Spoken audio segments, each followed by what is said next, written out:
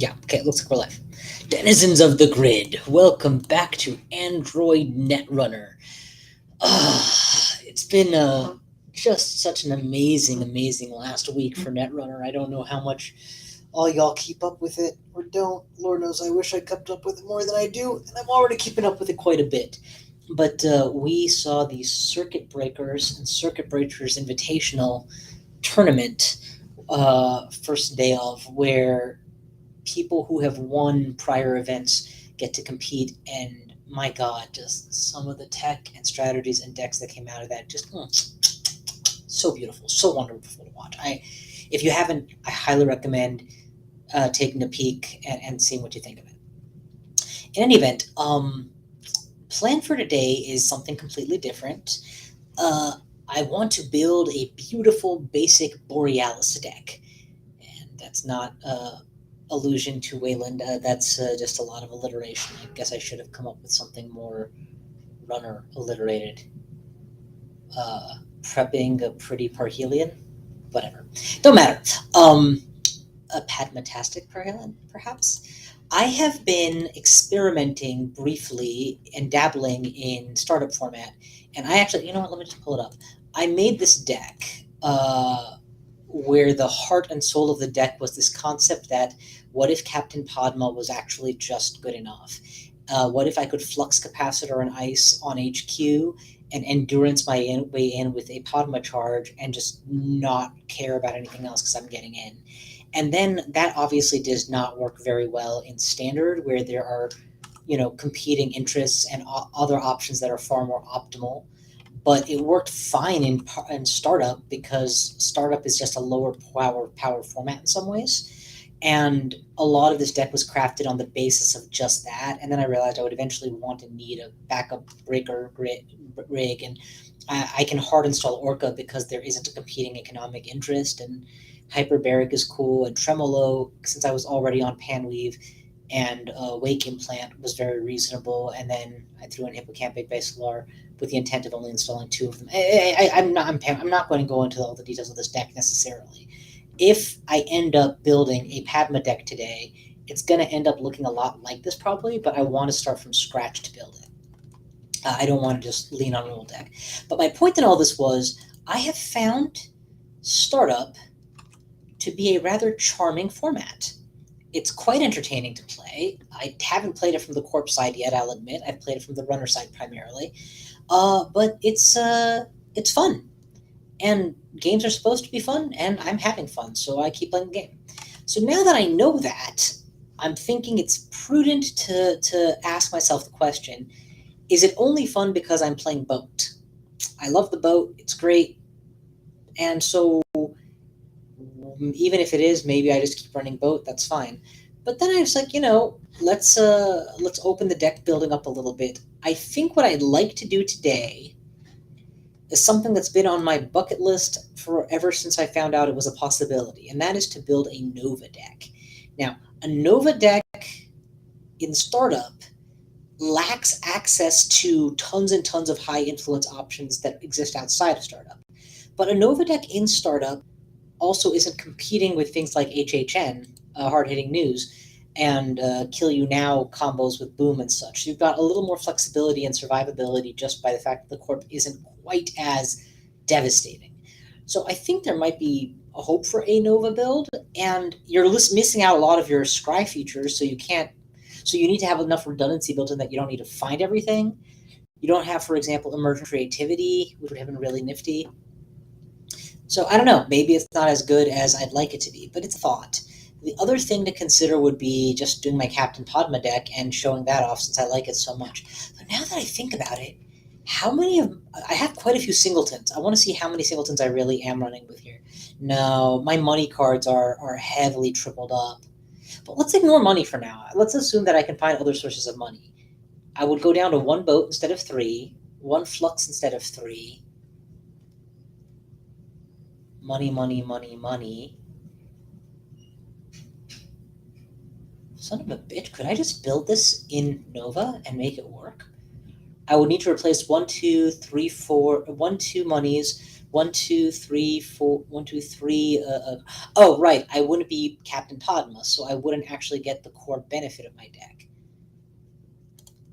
And that could make all the difference. And I would have access to all the criminal suite for getting into places cheaply. And I think I may have just convinced myself. Guys, we're going for a Nova deck. I don't know what the core concept is, and I can't wait to figure it out as I go. Feel free to chime in as we start this up. Nothing is set in stone now. Nova, go boom. Nova, not go boom. Okay. Well, obviously, money is going to be hard, so we're going to need as much of that as we can get. Yes, yes, yes. What else is money? Overclock is kind of money, so yes. We can turn on all the allowed things. Career fair, my pet card, I'll cut it later if I need to. Creative comms, a definite yes. We're just looking for money right now. Into the depths, that technically qualifies, yes. Retrieval run is expensive recursion, but recursion is good. Rigging up is good money, so yes. Steelskin scarring is good draw, so yes. I keep thinking this one is the price, and I'm like, oh man, it's so cheap. That's just not how it works. Wildcat is a draw or money, whichever you need less. It costs 2. We'll cut it later. For now, we'll include it. Anything else? Concerto is weird money, not good money. Crappy DM is good money. 3 credits in a run. Definitely worth it. Katurga Breakout is good recursion, but I need to have potent events, I would say, to make it work best. Although it does just get me back whatever item I've lost, and given the amount of rig shooter you see in startup, it might well be worth it. Yeah, we hang on to that. Tag removal for a credit. I haven't seen floods of tags in the format, so I'm not thinking I need it. Spark, no way, no way, no way. Pinhole, no thank you. Mutual favor is a search for your breakers. That's cool. All right, we're already a third of our deck made by singletons of money. That's not bad. That's not bad at all. Okay, next. Money and draw. So let's count money cards. 1, 2. I want a third or more of my deck to be pure money. 3, 4, 5. No. No. 6-ish. 7.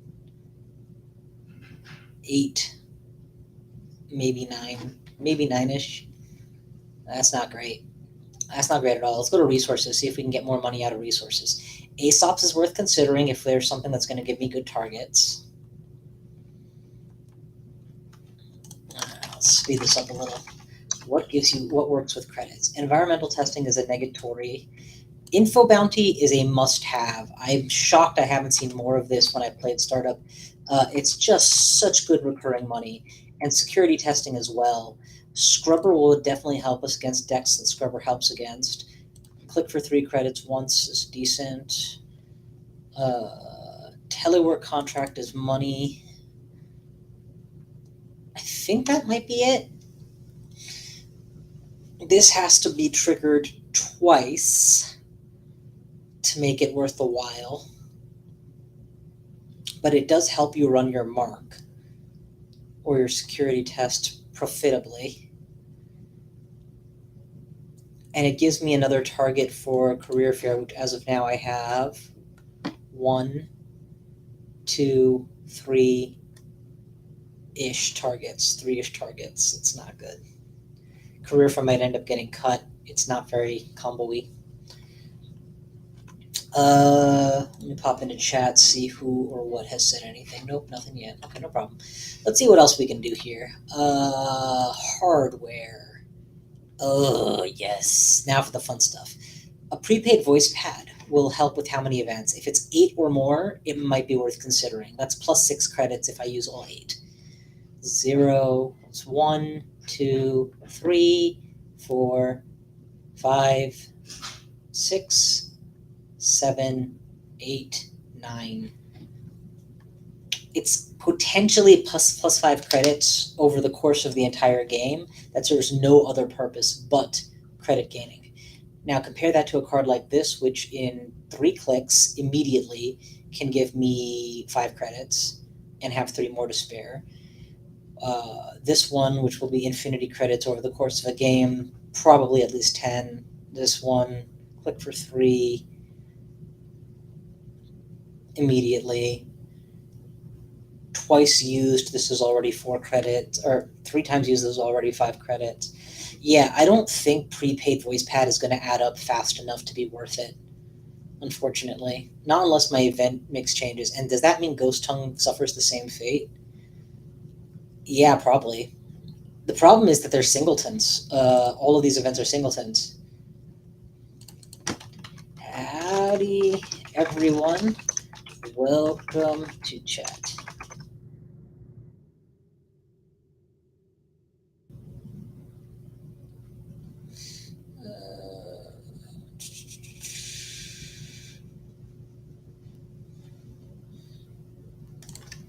Not much, not much.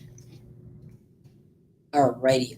So yeah, if we're not going with the Captain Padma deck, and clearly we're not going with the Captain Padma deck, then I think the next best thing to do would be just to continue doing this.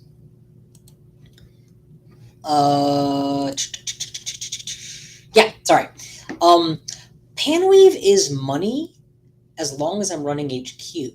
And given the way I like to build these decks and play, I suspect that I'm going to be running HQ a lot, because my intent is to run the Captain Padma build, just not out of Padma himself. And in the Captain Padma deck, I ran 3 endurances. That's going to be the biggest limitation, is not having an early endurance and potentially not finding it at all. We're going to have to look for hardware tutors, and I'll bet you we can't find any. That being said, Panweave doesn't have to be installed. It's an option, so if we don't get to it, we don't get to it. And while we're here, we're just going to look for all of the different cybernetics that I tend to like to use. Let's keep Wake. Zenith is odd. I don't like taking core damage in general, but the reason I cut it ultimately for my Padma deck was it cost influence, and it wasn't worth it with an influence limitation. Without an influence limitation, it might well be worth it. And there isn't a lot of card draw now that I don't have 3x Nuka Roiliak in this deck, although she should be at least a 1-of. Nuka, please. Nuka, please. And Diesel, please. I'll just go ahead and throw those back in here. So let's put the Zenith ship down, and then we can get rid of it later. Ghost Tongue, we've already done the math. It's 5 credits net positive over the course of all of my costed money events, assuming it comes in the right order with a core damage. So basically it's no. Ditto for Basalar. And if I don't have Basalar or Ghost Tongue, I don't need Hippocampic. And I'm not running a counters deck. Man, I just want to run my Padma deck for you guys. All right, you know what? I can do that later. I'm going to absolutely run the Padma deck at some point for my channel, whether it's today or tomorrow or whenever. Boomerang is not in format. Rat burgers. Okay, so there goes a big piece of hardware I was hoping to include. Okay, what else we got here? Nothing. That did not work. Okay. What else are we gonna do? Identities, programs. Well, we only have 17 cards left, and the big thing I wanted to do, let's actually throw the endurance down right now. Do I want a second console on the off chance that I don't find my console fast enough? Maybe. What all cares about hardware? The word hardware, I mean. When you install this hardware, this is a hardware. What does this say? When you install this hardware, rigging up, time bomb. Yeah, none of these actually help you find hardware. There is no existing startup. I actually didn't know there was a Nova versus Ampere tournament, sir. So no, I haven't. But what I'd like to do at some point is do a speed draft of Nova versus Ampere with somebody, where you have like you're both presented triplets of cards, and you have 8 seconds to pick from a court pile and a runner pile, and you take turns and alternate, so you can see what the other person picked. Then you pick second, and then it flips, and then you pick and they pick. I think they call it a grid draft. I've done a grid draft in real life once. I'd love to do a speed grid draft someday, just for the fun of it. But I don't even know how you'd begin to set something like that up online. Let's see what else we got. But yeah, I know if there was a tournament recently, then probably people have already plumbed the depths for better decks than this is going to be. I promise you that. If we don't have a way to tutor out endurance, and we're not running a heavy card draw, what's that one card that lets you draw cards faster? Wow, that's not helpful. Verbal plasticity. What's verbal plasticity? It's verbal plasticity. Right. Let's get a verbal plasticity in here. So that I can click for 2 cards once it's down. It gives me another career fair target, and a stone chip chart room for safety, because people are killing you in not basic format. Well, I keep calling it basic format. That's not what it's called. A startup format.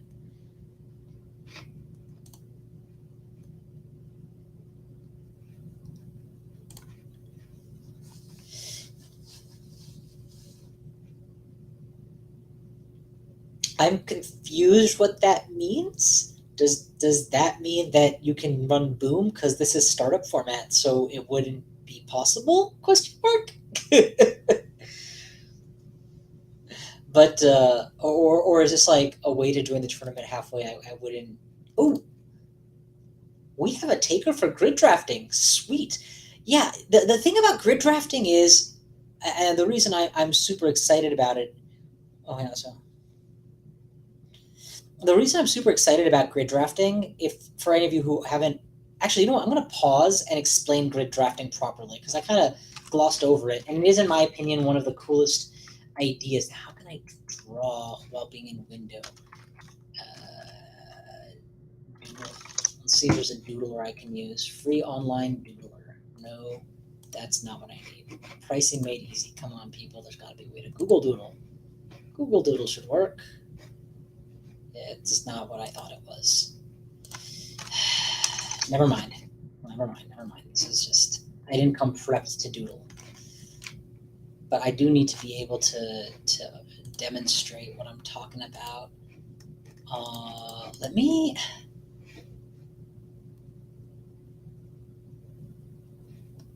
Oh! Wow! Well, hey, if you get any good ideas out of it, by all means steal them and feel free. The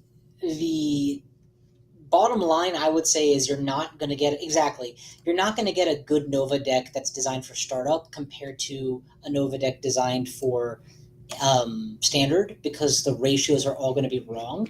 But I would almost rather try something like, okay, I'm going to pause in the middle of this deck construction and go back and show you the startup deck that I've actually had success with.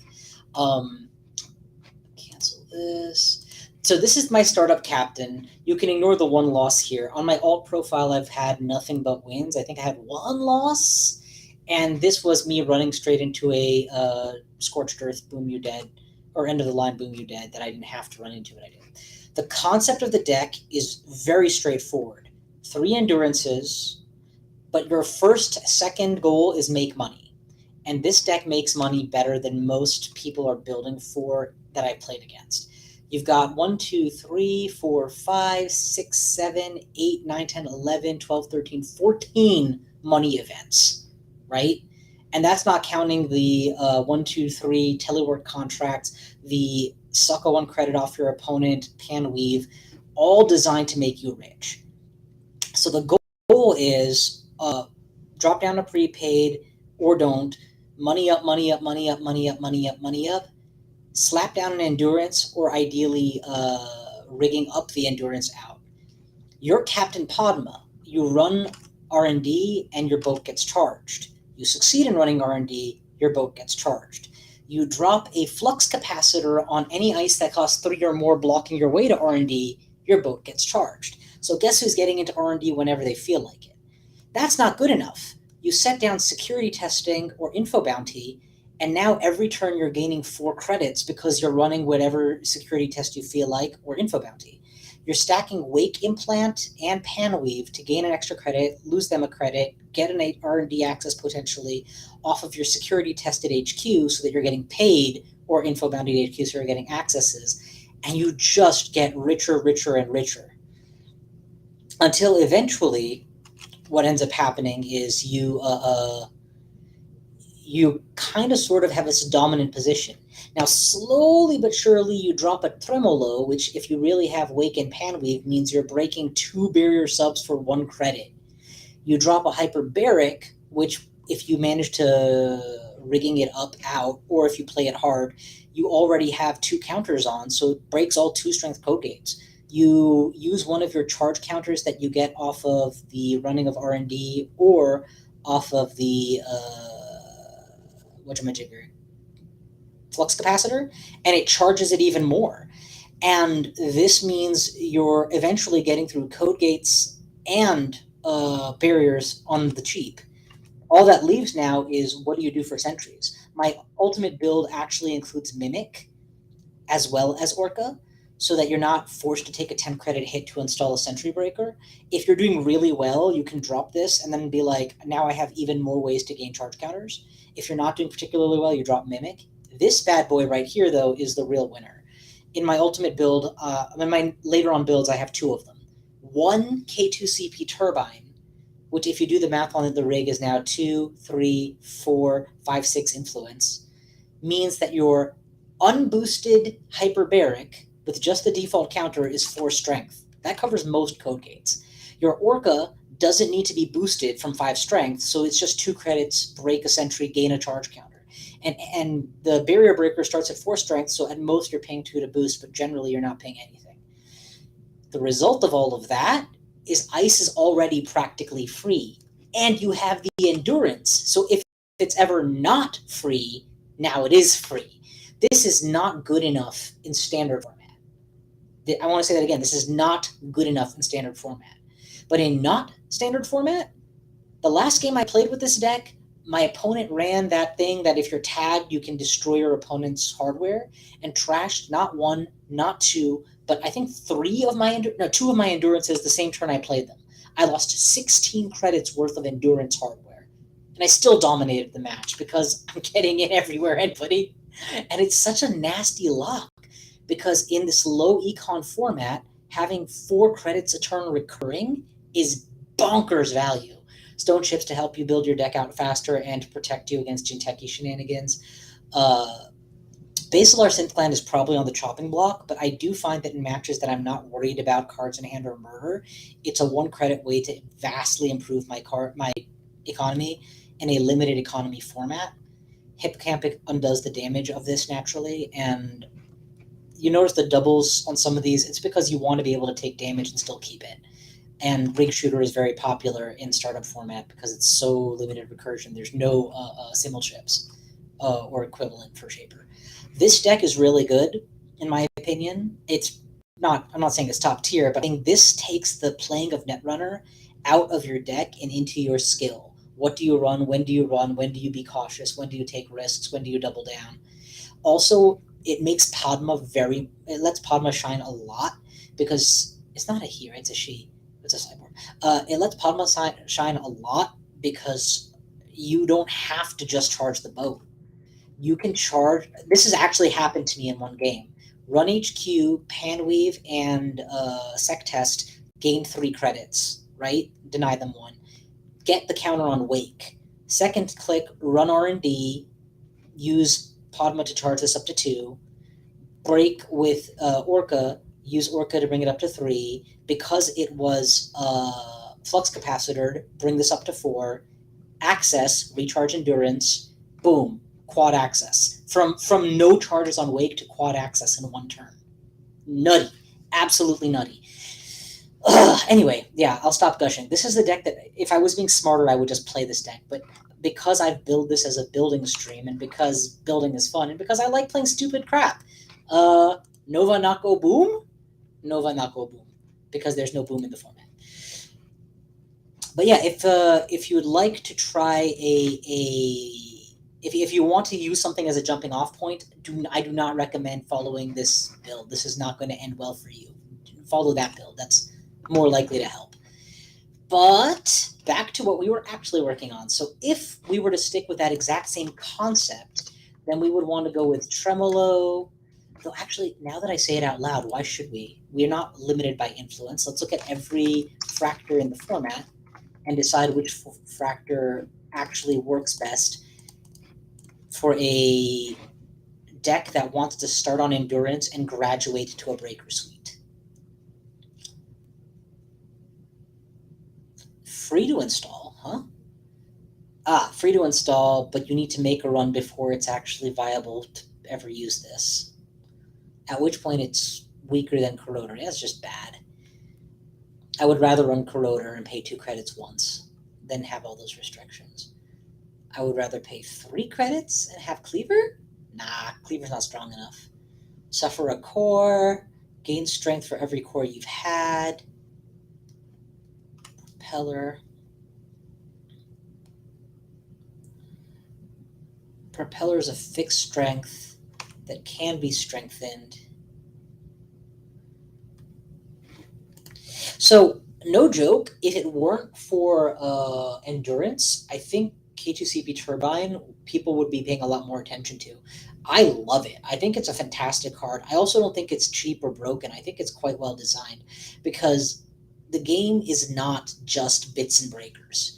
If Andrew, I'm going to say this on channel so everyone hears it. Everyone that I always like playing bits and breakers Netrunner in theory. Like for me, that's the whole point of Netrunner, blah, blah, blah. But Netrunner is not, was not, and will not ever just be pure bits and breakers. Saying that Netrunner is bits and breakers and breaking ice and running in to get agendas is like saying Magic the Gathering is building up mana by playing lands, using those lands to cast creatures, and attacking creatures into creatures, bashing them together until someone is dead. It's absolutely a part of the game. It is the quote-unquote core around which other things are built. And yet, even as early as the very first alpha block, that's not how games actually played out. Every different creature has tricks. There's flying, there's discards force, there's reveals, there's protection, there's boosting with sorceries and whatnot mid-game. There's counterspelling and boomeranging to keep creatures from coming into play. In the bits and breakers versus ice that is Netrunner, K2CP is incredibly powerful. I don't want to say overpowered, but very empowered. Since not every deck runs that, K2CP is weak to dead in a lot of matchups. As well it should be. Also, I just realized Liberated Accounts is probably available. I should probably remember that. As well it should be. Nothing should be quote-unquote universally good. That being said, it's good in a lot of matchups. So keeping that there as a means of giving you a kind of a high end to what you can build towards for a rig, I think is very meaningful. Also, if you've ever installed 2 turbines, you, sir, are a happy man. I know the feeling. Looking at all these, I like Tremolo the best, even though it's on paper the worst. I don't know why I like it better. Its strength, I should really just run with Corroder. Corroder is what Tremolo turns into with 2 hardwares installed.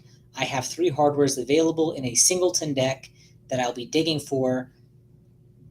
So the only time that Tremolo is ever better than Corroder in my game is when I have all 3 of them installed. When I have 2 of them installed, it's still weaker. Yeah, good job. You just talked yourself out of it. If I need a duplicate Corroder, I'll put down Tremolo, but since I don't need a duplicate necessarily, I think I just stick with 1. I do have Into the Depths to find 1 missing breaker. I've got Panweave to pretend it's everything. Who mentioned AIs? I think AIs are a really interesting idea. Oh, here we go. Roll Tree plus all AI except Matroshka. I actually like that a lot, actually. I don't think that I'm actually going to do that, but I think Tunnel Vision specifically is worth considering because Tunnel Vision will synergize incredibly well with Red Team and Info Bounty. And I intend, even if I'm not running a central for value, I am going to be running it for money every now and then. Having a breaker that gets me through could be good. Although by definition this is credit neutral, so I would need a Wake Zenith Pan booster, which I'll probably have. What else are you guys recommending down here? Mimic 3 is probably not a bad call. Earthrise Hotel is too expensive. This deck is not going to be rich enough for that. A Singleton of Legwork could save my game. A Singleton of Maker's Eye, probably good. Actually, the Maker's Eye is not. I'm probably charging Wake Event well enough to not need it. But I don't have Conduit, so yeah, we'll keep it. We'll keep it. What else you got? Femme Fatale, hard pass. Who's got 9 credits for 1 ice? Inside Jobs, a Singleton is probably not bad. Classic Criminal, need to get in right now, make it cheap. Though there might be a better way to do that with a whole card. Oh, what is there for ice destruction? No, sorry, calm down. 9 cards, don't even have your Breaker Suite yet. Let's just for all icebreakers, shall we?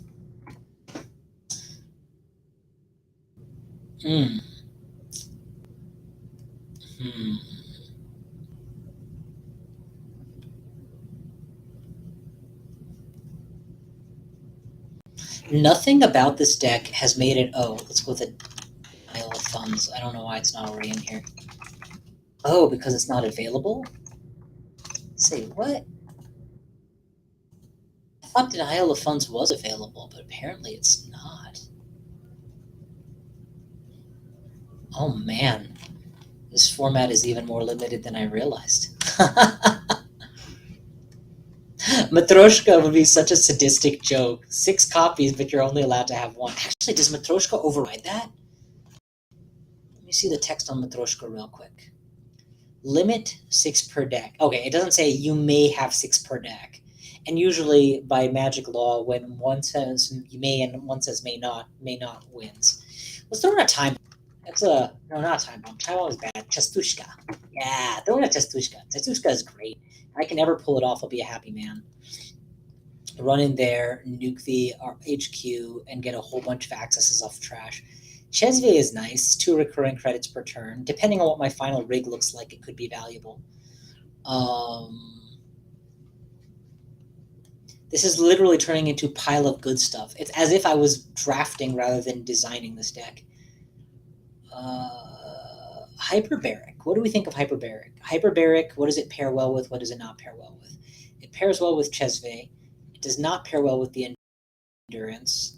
This deck is actually quite weak. I have no means of charging it outside of successful runs, which is not nothing, but it's, as someone who's been on my Padma deck, it's going to be very hard to get used to that reduction in power. I'm tempted to honestly just go with this suite where I go Buzzsaw. Oh, Botulus is good. Botulus is a better version of just denying 1 piece of ice for as long as I need it denied.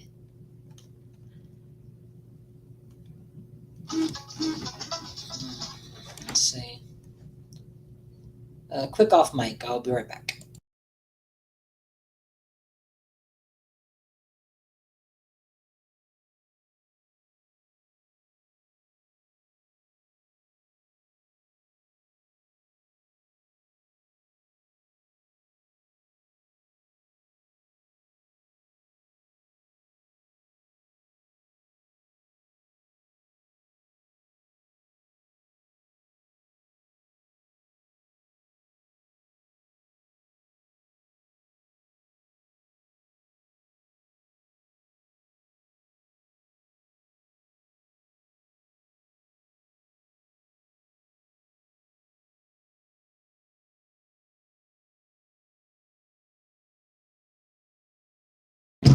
Okie dokie, what do we got here?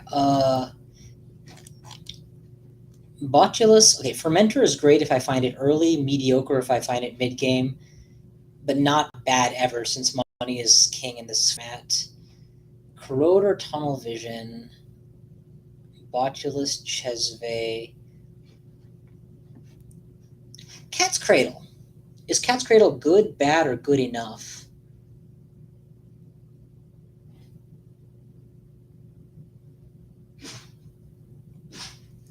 It's cheap. It makes all of their ice harder to res. But let's be realistic. Actual likely scenario. You are up against NBN. You have 8 credits. You're staring at 2 pieces of ice on HQ and R&D. What do? Well, if you run blind or run with an endurance, let's say it's gone really well and you can technically break anything, and they res a not toll booth. What's the new toll booth called? The one that gets the counters and then you remove 3 credits. You're down to 5 credits. You break through it with the endurance. Sure. Are you going to be happy to have a cat's cradle where you now have to pay 2 more credits so that when you want to go up to it, you can lose 3 credits, boost 1, 2, 3, 4, 5 to get in? Yeah, this deck is going to be dead on arrival. It's just so hard to get through anything. It needs a trick. This deck needs some kind of cheat that makes it work, and it doesn't have that right now. This is a completely honest deck in a completely dishonest field. Make money, break with endurance, get in. No tricks to recharge the boat, no boat to get through expensive ice, no boomerangs, no voids. Yeah, I'm starting to think this might be a case of scrap this and just play the pod. That's what we'll do, guys. We're going to do a run with this deck. If I like it or I think that it's worth rebuilding, I'll come back and work on it some more. But more likely than not, we then just ditch the deck and I play my other one, which I'm more happy with. Buzzsaw is tempting. I'll tell you what makes this whole thing work better. A leech. You get a leech there. Now you can corroder more easily. You botulus on an HQ or an R&D ice, whichever one matters to you. I don't have the MU for all this, but a leech plus a corroder or a leech plus mimic is going to be much more valuable to me than some massive, hard-to-use killer. Yeah, but then what? I'm waiting for my Singleton of Leech before I can break any 4-strength sentries. But how many 4 and 5-strength sentries am I really even running into? You know? Well, when you're up against Jinteki, quite a few. Let's throw down a Nanook, just so that I have an option for when I absolutely need to get into somewhere, wherever that may be. Let's... Carmen. 3 credit to install, 2 strength, boost for 2, gets more strength, breaks for 1. Compare that to Mimic, which is 3 to install, same price, 3 strength, breaks for 1. So this one generally costs 3 credits, but breaks up to 5 strength. This one generally costs 1 credit, but only breaks 3 strength. So this is just better. We'll throw a K2CP turbine in this deck. That's what we'll do. K2CP turbine gets installed, my whole rig is power charged. And then we're going to need some means of digging that out. So we have Into the Depths. Do we have Test Run? We do have Test Run. Do we have Rejig? We don't. So if I test run something, it's because I'm desperate. When am I actually paying 3 credits to test run something out? And what is it? It's something that's valuable the moment it's installed. So would I pay 7 to put down a K2CP? No, I just, there's no way. Would I pay... I would have to be desperate. Test Run is probably just a dead card. I can't imagine ever wanting to pay 3 credits for a tutor that uninstalls. It needs to do more than that. It needs to do good stuff now and good stuff later. Test Run the Nanook!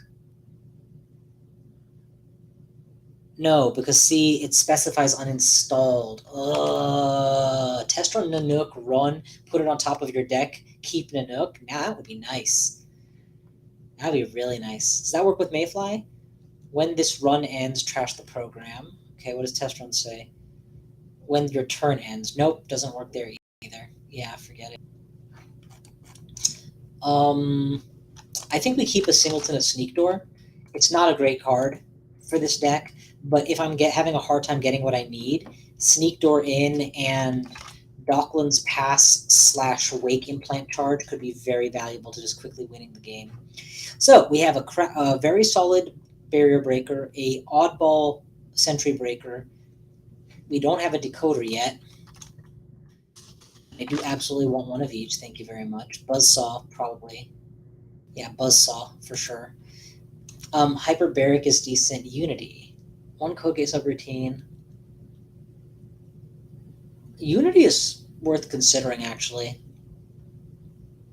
Hyperbaric is worth considering only if I'm using Chesve for it, which I very well might be.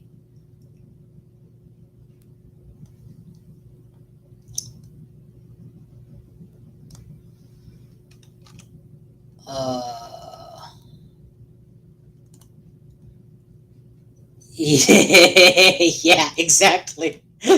That's really really sad and unfortunate because man, I love that they wrote it that way because it does what they wanted to.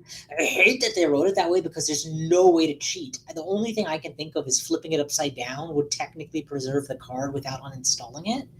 But you would have to flip it upside down and then flip it back up. And the only tools to do that in this game are redonkulously prohibitively expensive. You're better off just running 3 of them or literally anything else. Okay, so we now have a absolute fail of a hodgepodge of 40 cards. This feels less like a deck and more like a attempted draft that kind of exploded all over the carpet. And I'm okay with that. I just wish I was playing against somebody else who also was using an exploded all over the carpet instead of a tuned deck that does what he wants it to. I'm adding random stuff which is technically bloating the deck. So I should, because Endurance is the best card in my deck, I really should remove anything that limits me from reaching Endurance. We've already gone through and looked at every card that says credit on it, correct? Aesop's Pawn Shop. Aesop's Pawn Shop? Ooh, hang on now. Let's count cards I would sell to a pawn shop. I would sell a Sneak Door. I would sell an Imp. I would not sell a Fermenter. I would not sell a Chesve. I would sell a Botulus, possibly. I would sell a Leech, possibly, depending on what my build was looking like. I would sell a Tunnel Vision, possibly, depending on what my build's looking like. I would sell a half-eaten Nuka, probably not, maybe.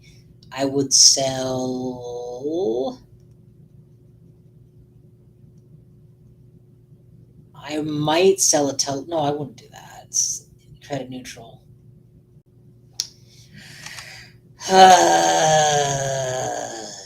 I don't know, man. On the one hand, it feels like it might be valuable. On the other hand, it costs so much, I don't think it'll ever make its money's worth.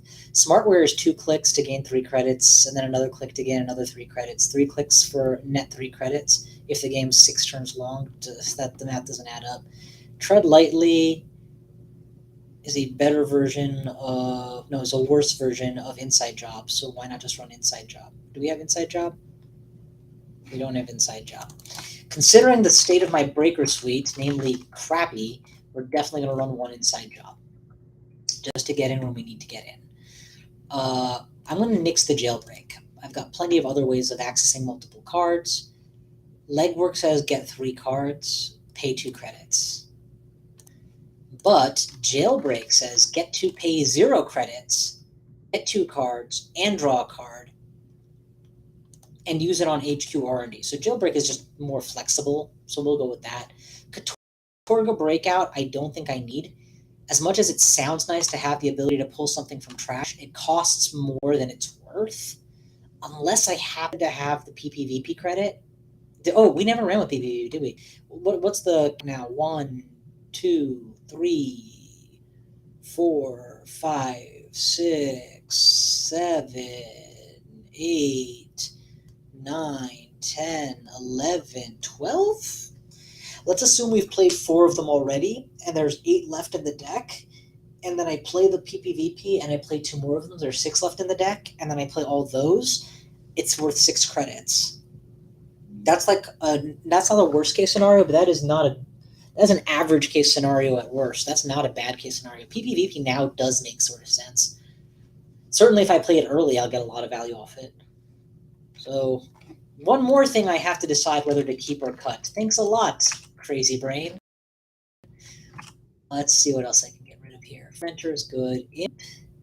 Imp and Scrubber are both kind of trying to do the same thing. And Imp hogs space on my 4 MU where I never found the endurance till 20 cards in and have to throw away 5 programs. So Imp is out. Leech, you slap down and you're not sad to have it. Chesve, you slap down and you're not sad to have it. You don't keep both at once, probably. Botulus, you put down until they throw away that ice, which they eventually do because it's so frustrating for them. Sneak Door, you only install if you're late enough in the game, or early enough in the game that you have the MU still. Or late enough that you have all 6 MU. I'm probably never paying 4 credits for a Nanook unless I couldn't find an inside job and I have to go in right now. And I'm rich. It doesn't stick around. And it's removed when they score the agenda, so it's actually worse if you're not running face downs aggressively. I'm killing Nanook. I'm killing Nanook. There's just too many situations. Oh, and what was this here? 2x Libra, 2x multipliers, your bank backfill. Yeah, so the value of Katorga as a money-making tool seems limited to me, but as you needed something that you just can't get right now, it seems very valuable indeed. It's just that I'm balking at the 2 credit cost. Unless I have some of this info bounty, sec test, endurance charge, panweave money, wake implant money, Zenith card set up, in which case, yeah, it's just value on value.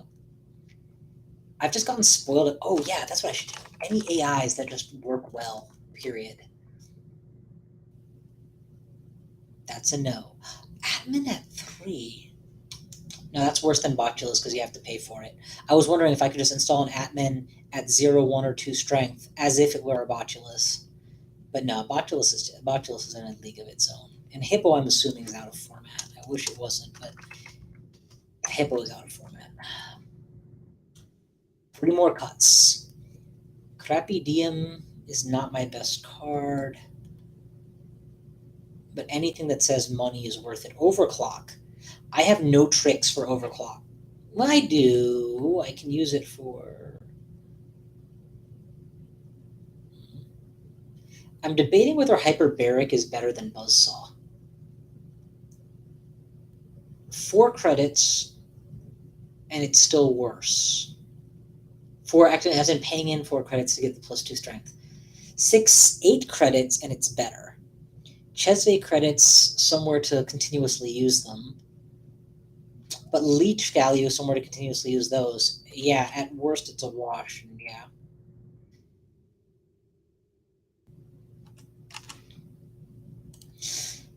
This is worth highlighting. You're absolutely right. There's way too much MU demanded by this rig. But when you stop thinking of it as MU demanded and start realizing that most of this is garbage, this doesn't get kept. The only thing that gets kept is 1, 2, 3, 4. The moment you have 2 out of 3 or all of these down, you throw away the tunnel vision, right? Like, you don't need the tunnel vision for a breaker suite. This only gets installed if you have the MU to spare. This is only there long enough for the corp to trash their own ice. Like, I'm not going to worry about that. And I only need one of these 2 down, depending on if I'm reducing their strength to make these work, or I'm using the K2CP to boost my strength to make it work. The reason I'm hesitant to add more cards to it is this money is always an issue, and I'm worried about how I'm going to pay for it all. But +1 hand ties is nice. If it all comes up in the wrong order, it'll be nice to have some trick that I can use so that I can still carry the cards. Not to mention, since this format is pretty kill heavy, but I only have 40 cards in my deck to begin with. What else gives you MU? There was that DZMZ, right?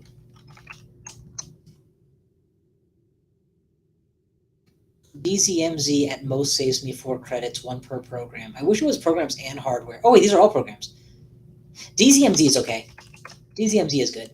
If you find it early or mid, it helps you install all this stuff for 1 credit less. And that means a 1 credit Botulus, a 1 credit Chesve, a 0 credit Fermenter, 1, 1, 1, 1, 1. Yeah, that's the... Instead of prepaid voice pad for 2, we'll go DZMZ for 2. Or do we do both? Maybe we do both. Yes, Tranquilizer is a worse botulus, but it's not just a worse botulus, it's a much worse botulus. Because Tranquilizer you don't want to install on an unresed ice necessarily. If you do, and the corp still gets to res it and make you face check it, which sucks. And if they don't res it, then you're the one who's paid the money and time, and they never had to pay anything. They just put a new ice down. With Botulus, you invalidate a live ice or are safe face checking it. So it's kind of it's much stronger. I even if I had a tranquilizer, I would probably not install it. I would probably just draw more cards. Typically, I think Wild Card. Okay, let's keep the prepaid. I'm a sucker for recurring money. Let's keep the prepaid. I think Wildcat Strike might take the axe here because it's always going to be what I don't want, and there's a lot of things I don't want. So we'll cut that. And 3 more to cut. Yes, yes, yes. I don't know. Maybe yes, yes. Maybe yes or yes. Why both? Because sucks. That's why. Probably no, but let's keep it decent and unexpected and a great way to stay financially solvent. A must have. Must have. Maybe too much card draw. Maybe there's no such thing as too much card draw. Probably gets thrown away. Do we just say 43 cards and then cut later? Yeah, I think we do. Oh, Makers, I can go. I mean, I'm on Jailbreak and Zenith, and I'm not trying to close the game with this. I'm trying to last long enough. Yeah, that can go. Inside Job is for agenda sniping pretty much exclusively. All right. Moment of truth, 85 influence spent. If you assume that the average infactioner is getting 30 influence to spend and that's it, which is not a ton, that's still a net positive. Like if you pick any one faction, I'm not 1, 2, 3, 4, 5, 6, 7, 8, 9, 10, 11, 12, 13, 14, 15, 18, 19, 22, 3, 6, 9, 11, 15, 18, 20, 20, way more than 30. 4, 6, 8, 11, 14, 16, 21, 23. Yeah, it's 27. I am using more than 30 influence for every faction. Well, more than 25 influence for every faction. So clearly I'm making use of my influence. Alrighty, well, we've got crap. Let's see how it performs. I should put a version on this, shouldn't I? Nova not go boom. Version terrible. As you can see, I have a lot of faith in this thing. It goes well, even if we lose, but it goes well, we might still come back and try and make some more out of it. But if it doesn't go well, I might just be like, yeah, what? How is it so few cards? I could have sworn we were over. Oh, 40 is the limit. So yeah, so we are good. Oh, it shows the influence breakdown right here. That's awesome. Yeah, if we are, if we have a good game, we can tweak this more. We can do more with it. If it's a bad game, win or lose, we'll decide then. But probably we just go into it. Bad Borealis. Version terrible. Okay. All right, and it's showtime. Bounty, Jurassic X.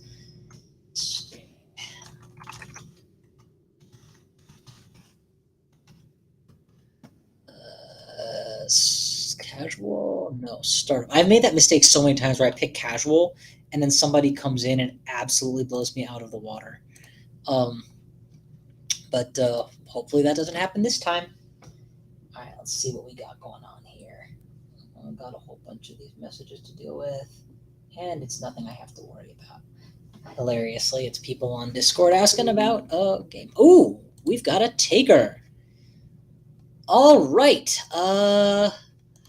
Good luck, have fun. Oh, yes, it's Precision Design Casual. Fair versus fair. Except they tend to avoid remotes, so not as fun, but what are you going to do? New deck and decidedly jankier, so please bear with me. Okay, we're opening with no money. one money, and nothing that really speaks to power or value. A Sentry Breaker up against a Codegate Heavy Corp.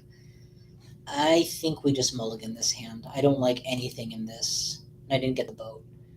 Ah, see, this is infinitely better. We have no fast money. Well said. We have fast draw. We have money eventually. We've got money for asset spam style and more fast draws. Yeah, this is reasonable. If we happen to hit a hedge fund, oh wow, that is too loud. Too loud. Make that a reasonable volume, please. Keep having to do that. Okay, let's get cracking. Do we immediately run the remote? No. If that's a score, he can have it. If it's a Rashida, I don't think Rashida Jaheim is in this format, but if it is, he can have it. It's not going to be a kill shot. I think we just draw up, get our info bounty down, and are very happy for the first turn. Free info bounty, mimic. We have 2 of our 3 breakers in our opening hand. That's really awkward because we don't want to pay to install all of them, but we kind of have to. Let's do this, and then let's run HQ for information and profit, because I don't want to draw to a dead. Oh my! Okay then. We either lose or win. Okay. Well, we know what he's doing. He is doing the precision design instant scoring strategy, and we're doing the Jank is king. He kept a hand or mulliganed to this hand? He should have mulliganed to this hand. Please tell me he mulliganed. He kept a hand with 1 ice and went power out of a remote. So he probably wasn't expecting me to. Oh, we got an HQ mark. Sweet. So we can run HQ and mutual favor out 1 program or icebreaker. And it'll have to be the barrier breaker because everything else is down already, which is no big deal. That's fine. I don't think we're keeping this for kill shots. Let's draw 2 now and see what's available. That's nice. If we drop this, we could lose one of our breakers, and then we'll be very happy we have Chaturga breakout. Yeah, sure. Let me do that right now. Sorry. Zoom in. Oh, it's too much. That is too much. That's the right amount.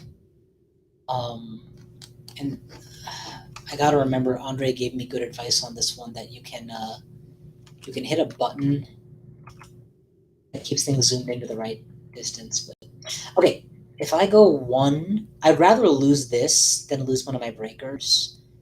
Is there any breaker that no? And there's a chance of hitting draw cards. I don't mind losing 1, 2, 3, 4. I do mind losing 1, 2. But I think we have to install this. It's all the value we need to win this game right now. And we hit the scarring. And we drew the jailbreak. What poker gods are smiling on me right now? This is insanity. Okay. Well, that's kind of awesome. We're going to do this for a click for 3 credits because we desperately need an emptier hand. And we're going to click draw and go for HQ and get everything. We'll see everything in HQ. Okay, so we've got a predictive planogram seamless launch. We're starting to charge this already. As tempting as it is to install a breaker, no, we play our money cards. And now we're winning. We win. Unless he finds ice and puts it down, he should have planogrammed for 3, for draw 3 right then and there, because he needs this ice. We're going to hit HQ, see every card he drew, and R&D for 3 cards, and he's not drawing an agenda. Okay, well, he found it. And maybe he found the agenda. Whatever that is, he didn't have it in his hand last turn. So here's where we start to use game knowledge. He is not going to be able to res a Bioroid click 1. He's probably running a Bioroid, but Fairchild 3.0 isn't in the format. I don't know what is in the format. Damn it, I wish I knew it was in this format. Don't know all the HB ice in startup versus in standard. There's doubtless some good bioroids because that's kind of what they do. There's doubtless some imported stuff. But at 15 credits, he's going to rest something. I think we run HQ, then run server 1. We've got 2 clicks to deal with the worst. Then we run R&D. Other way around. First we run server 1. Click through it if we need to. Run HQ second, and then R&D. Yeah. Oh, all harmonics versus on-cell brand and other cell stuff. Perfect.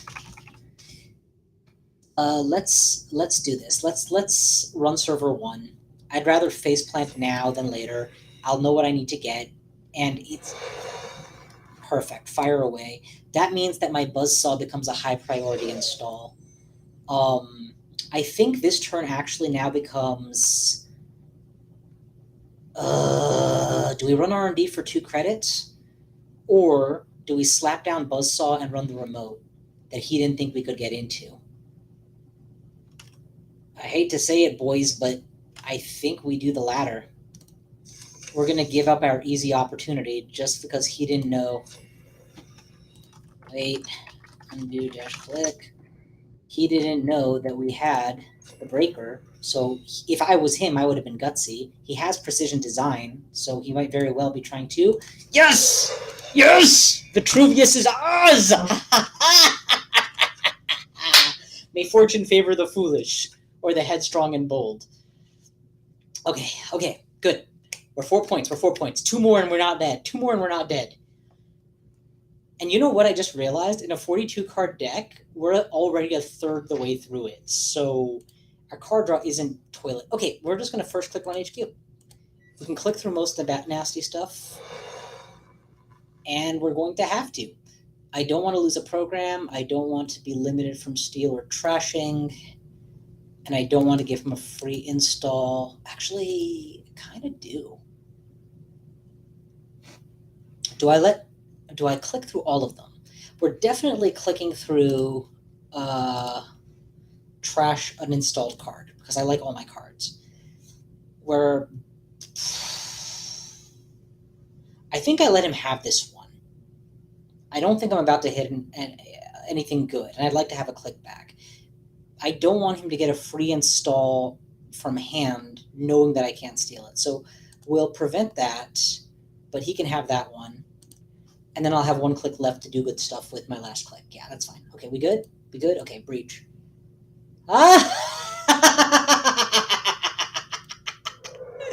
Oh man, okay, so if I had been a little bit more greedy, I would have. Shoot, I just my greed cost me there big time. Okay, what do we do here? Do we mutual favor my last breaker? No, I have the killer I need here. What I need now is the means of boosting it, and I don't have that available. So I think I just draw.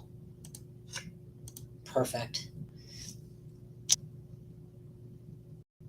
I've used up my one-off multi-axis HQ. I'm waiting for Info Bounty to be somewhere else. He took a big draw. Good. And that's the planogram. So now we've seen all the cards from HQ get played already. As in every card we knew is in there, except for Midnight Arcology. So that's still waiting to be played. I have to run face downs on server 1. I can't ignore server 1 ice or plays. 2 credits for running archives. Tempting. I'm definitely doing that at some point. First click draw. Second feels trickier. I want to go. I shouldn't draw. I should install this and then multi-draw. So yeah, second click install. Third click run archives for the profit. And last click will be to mutual favor out the missing breaker. I really don't like the idea of paying 3 credits for or 2. Oh, it's 2 credits. Yeah, I'll pay 2 credits for a corroder, no problem. Do I want Mark Runner? It's 4 6 credits to get into HQ, where I know an agenda is. I don't need that kind of money. But he can't hide it either. Oh, if I put this down, and I overclock, it's 20% to win the game in one click. How do you say no to that? Oh, it's not win the game. It's lose all my tempo. Yeah, no, it's okay. It's okay. It's okay. It's okay. We go a little slower. We go a little slower. He can't install on a remote and score outright yet because he doesn't have the tools. If he puts down an ice and then puts something in server 1, it's because it's a sentry. I need to be floating enough money to pretend that I can get in anywhere. Oh, crap. It's a sentry. But he didn't advance it. It could be a bluff.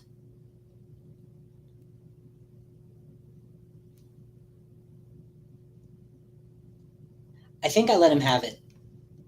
I really think I let him have it. He can go to 4 points. Yeah, this right here. This exactly. I think I let him have it. He can go to 4 points without me losing the game. And if I find K2CP, this game is toast. Chesney is not just as good. I really need the strength booster. The limited strength here or the limited strength mimic is really holding me back.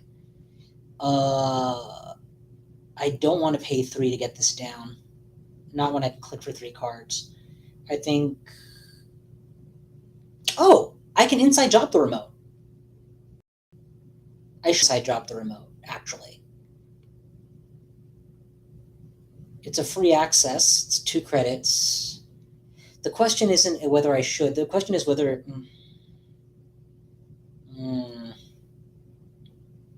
How confident am I that he's just trying to...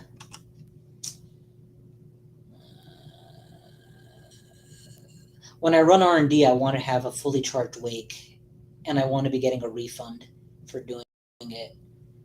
But otherwise, yeah, that would be the line. Chesney doesn't work on remotes. It only works on centrals, so it's not this turn. It's all Mimic, it doesn't boost strength. I'm not scrubbing anything. I think what we do here... I think we inside job server 1 and see what his bluff is. Unless it's not a bluff. God, I don't know. No, we were right the first time. He can go up to 4 points. That's okay.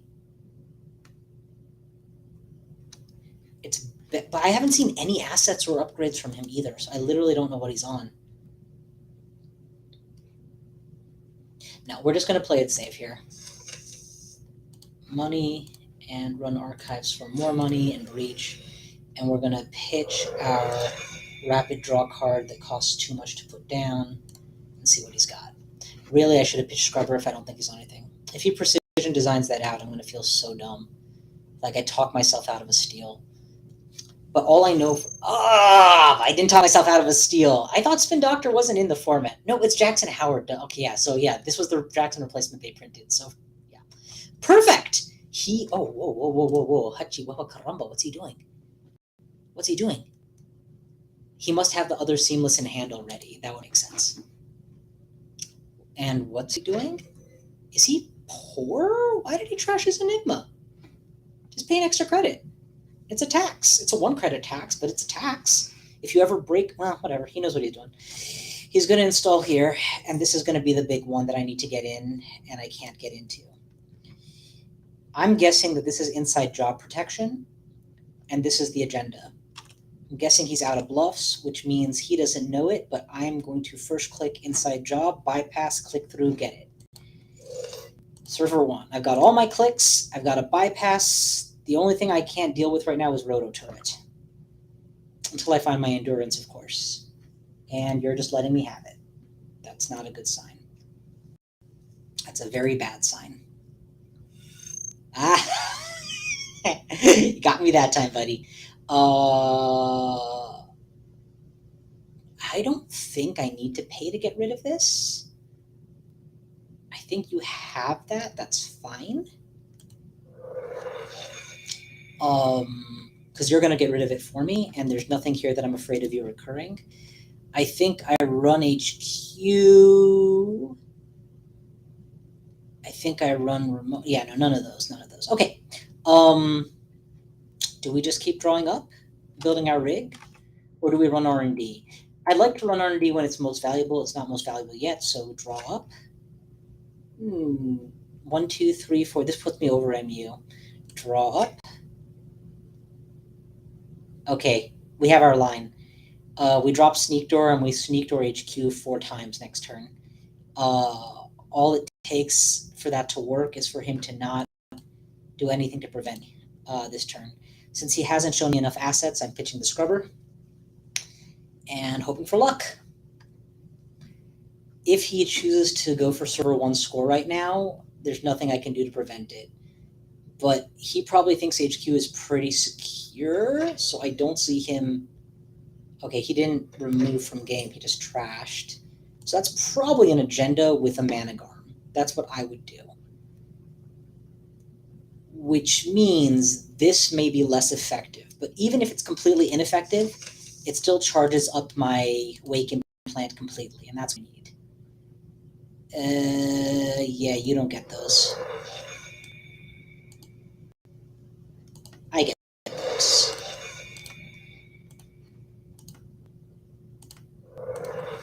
Now he scores off the Managarm, that's fine.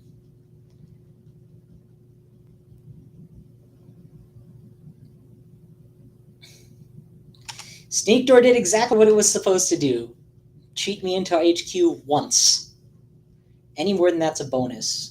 If I draw 3, take 3, I'm in great condition. If I just straight run R&D and play all my Wake Implant, I'm in great condition. Oh, it's a 5 advance? Oh, jeez. No, it's a 4 advance. So why would you use both your Seamlesses? Oh, because you're going to get them back and they're cheap. Yeah, that makes sense. So now he only needs 1 3-pointer.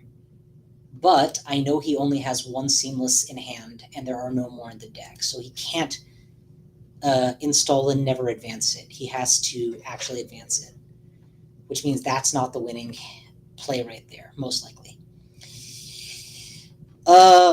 Info Bounty is on HQ, so I think we run HQ first.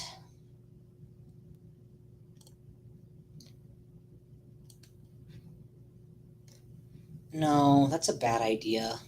I want my clicks for the R&D run. We run R&D first. We run R&D first.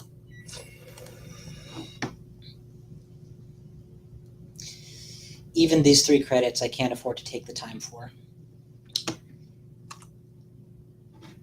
I have everything I need lined up. I wish my mark had been R&D, but that's fine. I can click for 2 credits and multiple accesses, but... Isn't that the one thing I'm missing? Breaker-wise? Nope, I got Corroder. Match and break, we're paying for it because I want to be able to click through whatever comes next. Would normally never have paid for that, but... Alright, we'll get the max accesses, please. Win me the game. You can keep it. You can keep it. Yes! Yes! Yes! Sheesh. What was in S1? Oh my god.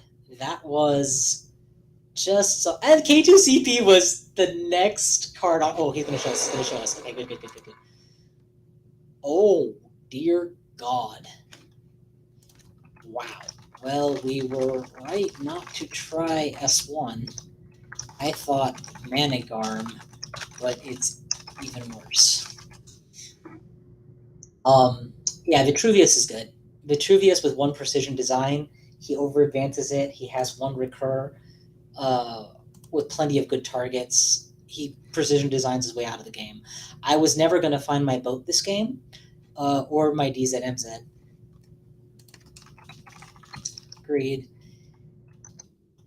I figured I was on a clock. I was going to R&D, then sneak your hand 2 to 3 times. For fun and profit. Okay, so our first game ended, and it didn't go bad. I mean, it didn't go good, but it didn't go bad. I think if I had to say it correctly, I would say you have to embrace the chaos in order to play this. If you're like me and you like things to go just right, you like to have a correct plan and execute on that plan just right and have everything go according to, well, plan, then you're going to have a hard time dealing with bad draws, a lack of tutors, the fact that all of your must-see early cards are one-offs instead of three-offs, right?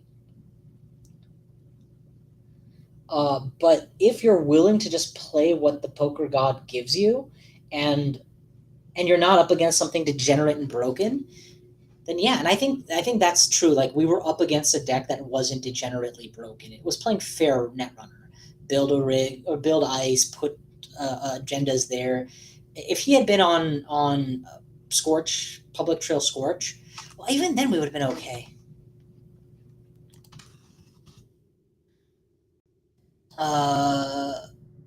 What were we digging for that would have saved us? The Zenith chip would have kept us drawing cards. That's cool. Did we have card draw that we didn't? Let me take a look at the heap. Did we have card draw that we didn't use? Yeah, we had verbal plasticity, but I didn't want to play it. It didn't feel worth playing. I mean, I didn't click for a card at all this game. I drew 3. I meat damaged another 3. I nuked 3. I nuked another 3. You all were watching. Do you remember me clicking for cards? I must have at some point. I literally don't remember clicking for cards more than at most once or twice the whole game. And looking left of my deck, third card in is a draw card.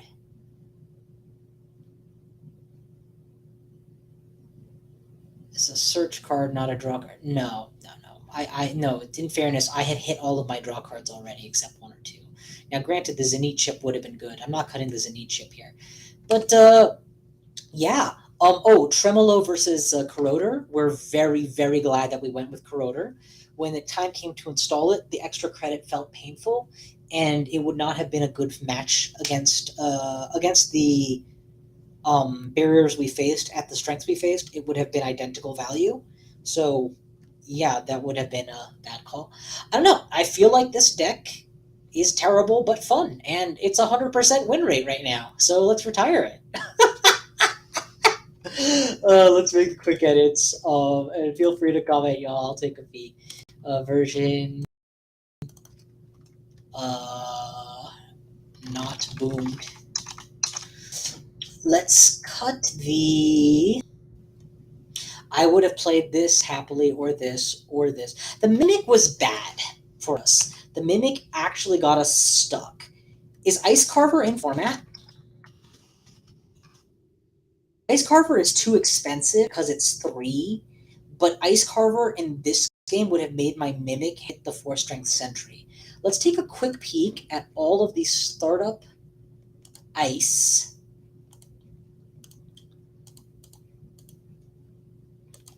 That is sentries, and see what can actually happen. 4-strength, bloop, brawn. Oh, wait, this is not. Wait, bloop.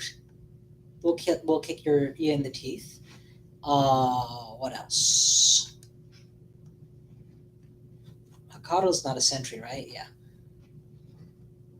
Roto turrets free.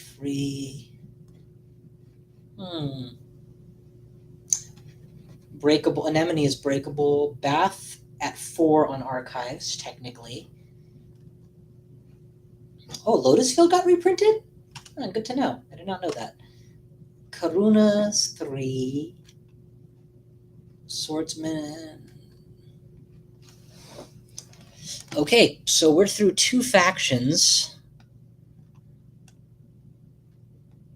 Unsmiling Serevna, Vasilisa. I hope I'm saying that right. Wait, did we go through all the factions? Where's the Wayland sentries? And the Wayland Ice? Did they put that after neutral? Who would put that after neutral? That's so weird. Whatever. Tithe. Archer. Archer is the faceplant to be afraid of, obviously. Ballista is nasty too, and it's also a 4. Okay. Ice Carver plus Mimic breaks every sentry in the format except for like 2. Bloop, which you're going to see coming. Ansel, which is what we saw this game but can be clicked through. Archer, which, again, if you get hit by an archer, you see it coming to a degree, and you're happy they lost an agenda. And I think that's it. Oh, and the first time you hit a Stavka, it kills you and costs you your whole game, because 7 strength, you're not getting through that. Stavka is worse than Archer in that sense. So against Wayland, our sentry breaking plan has, you have to find the boat before you're confident about your sentry running. So run naked until then. But based on what I'm reading, you don't need a 5 strength breaker against anything but bloop. You need a 4 strength breaker, or you need a pumpable tunnel vision, or you need both the leech and the turbine, so that you're +2, -1, so that's a total of 3, 6, and the ice carver. Yeah, so you know what? Ice Carver alone does everything I need a leech to do, does everything I need K2CP turbine to do, and it's cheaper than all of them. But I had a hard time finding them. So I think we're okay for our killer being Mimic, that we just happened to have a bad matchup where that didn't play out. And we'll keep 1-2 boosters, maybe add a 3rd booster just to be on the safe side, because memory isn't an issue. We didn't get any of our memory expansion, and we definitely felt that pinch. I'm going to add the memory diamond. What's it called? T400 maybe? Yeah, T400. I'm going to add the memory diamond too. Oh, I'm doing this all wrong. I should be editing it here. If I had found at that point in the game sec testing, I would have installed it. What just happened? Did I hit a refresh? Somehow I refreshed the screen. Lib accounts, I might have taken a turn for it, but early game I would have played that 100%. Red team would have been very valuable to me because I was running centrals every turn. I would literally set red team to whatever server I would happen to run for the info bounty, and then just made a ton of money.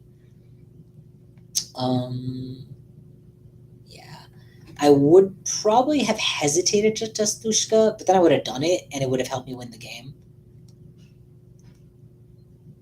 Into the Depths. Did we ever play this? Would we have played it? Maybe. Prepaid voice pad, I would not have played. I would not have played that.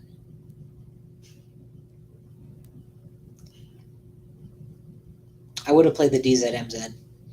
I think you keep them both and you use whichever one you get is fine. You can't run 2 of any of them, so one of each is good.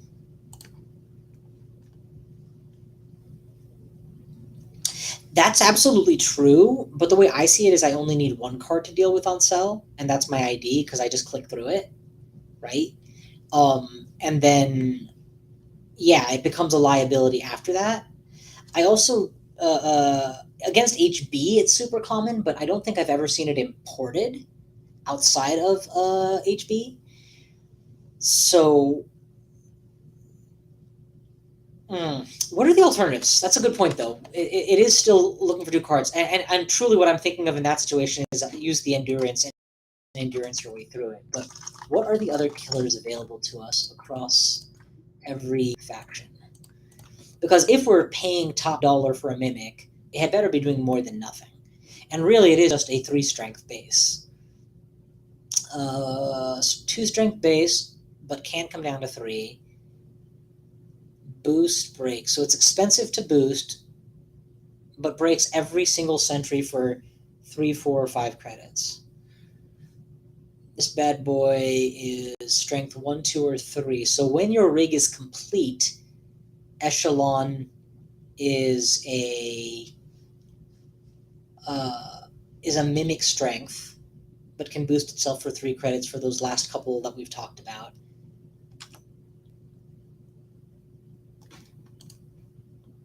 Yeah, I mean, the stats on it are very good. I don't doubt that it's good. I'm definitely making successful runs and then installing it for 3, at which point it breaks some stuff for cheap. It's a Mimic up to 3 strength ice. So what are the ice that are greater than 3 strength that I'm not getting the discount on, that I could be getting a better deal with Mimic? Probably few and far between. 4 to install, 8 strength. Ugh, no. I'm never paying 2 per sub. You can just forget about it.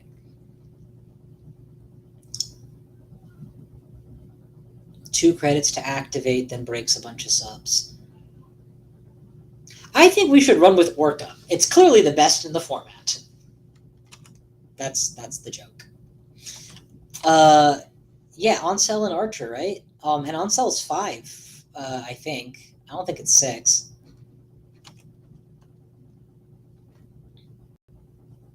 Yeah, I think we do this. I think we definitely add the Carmen to the deck. I'm debating whether or not Echelon is the better way to go, but the way I see it is, until you have all your breakers, so it's natural strength 5, Carmen is better. And if I hit K2CP Turbine, Leech, or Ice Carver, it's Carmen is better because I can just boost it cheaper to where I need it to be. I don't think that K2CP Turbine is dead by any means. It's great for boosting my Code Gate Breaker. It's great for boosting my Barrier Breaker. I don't think Leech is bad. I think that running all of them together is a clear Singleton issue where if you'd be better. Right, I saw that. And for dealing with Stavka, you basically have to know you're running into Wayland and then decide what you're going to do accordingly. I can't think of any other way to deal with it. The solutions natively are, if I'm running Carmen, I can boost for 2, 4, 5, 6 and be alive. If I'm running Echelon, I'm doomed because I'm paying what? 3, 6, 9, 10, 11, 3, 6, 3, 6, 9, 10, 11. Ugh. I'd rather lose the Carmen, thank you. Chesney did not pull its weight this game. I didn't use it even once. I think, though, I'm biased because I got Info Bounty turn 1 or 2, and that's not a given. Yeah, agreed. Let's cut the Mimic. As much as I love Mimic, it's not actually doing its weight. It's doing its work here. Carmen is a better option. It's just as cheap, but more flexible. Corroder, Buzzsaw. Do I really want to... Running with singletons of these did not feel bad at all because I have 2 cards that find them. I've got Into the Depths, and I've got Mutual Favor. And honestly, those 2 are enough. And if I find Endurance before them, then I can delay using them even longer. If I find Tunnel Vision and that's what I need, I can use that first. If I find Inside Job, I get to check the remote one time. Like, I was able to put pressure everywhere just fine. And this whole thing of memory slots are flexible until your rig is complete. Therefore, you can have 1, 2, 3, 4 temps that get thrown away when you're not needing them. Actually kind of worked out. That's less a matter of the deck construction and more a matter of the player playing it correctly. Verbal Plasticity, I think, is not good enough. Maybe I'm biased because I saw Diesel early, but I don't think it's good enough. I don't want to be clicking that much. I would rather pay 1 extra credit and passively get 6 cards than pay 3 credits and have to spend 1, 2, 3, 4 turns to actually see the profits. Not to mention all those clicks that I lose. Yeah. This deck, I think... All right, well, now that we've done that, and didn't lose, which I'm not gonna lie to you, version passable. I'm ready to do something else or to do this again. So I guess, what are you guys more interested in? Would you like to see me run my quote unquote actual Shaper deck, or would you like to see a retread of a bad Borealis version passable? Oh, I'm getting a game closed notion, huh? I hope that wasn't... Oh, that would be the game I was playing. Yeah, that's fine. And accordingly, I'll decide if I'm going to run my Captain deck or if I'm going to run my bad Borealis deck. And in the meantime, I'm just going to quickly look. I thought I cut this actually build. Let me make sure. Oh, yes. Done. Come join us and let's do this. You already, knowing my entire deck list, will have all the advantages you need, but I'm Nova, so it doesn't matter. You already knew what startup cards I would use. I'm excited to try a Singleton. In fact, I think there's a new option for that, right? New game, start up, Singleton. There you go. Streaming. TV/2. All right, runner up. All right. Welcome. I don't know how I pronounce your name, and I realized I'm embarrassed to say welcome, Staniak. Staniak.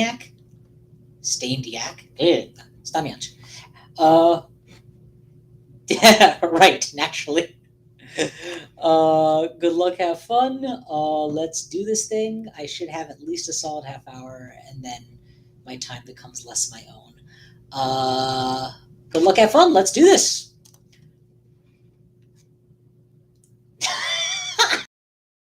This looks so bad. I can't wait to try this. All right, let's see where we're at. So now that he's paused, I can talk freely. Money, both of them expensive. Have no idea what his deck is going to do.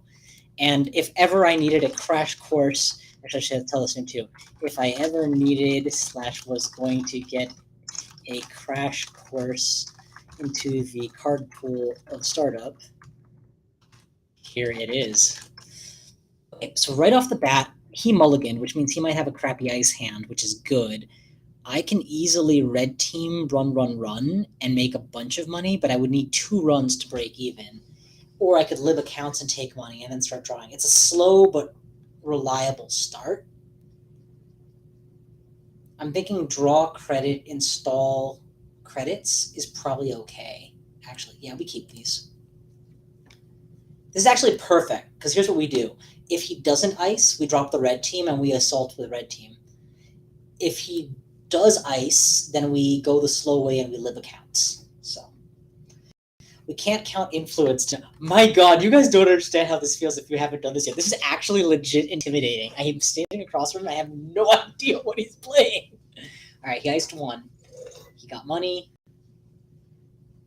And that's it. We have 2 open servers to recover. So I think we do draw, install, R&D, and archives. See what he discarded. Draw. We have our first breaker. Install. R&D.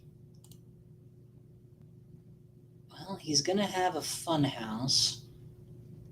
And the fact that he didn't have it before tells me he probably doesn't have a whole lot of other options.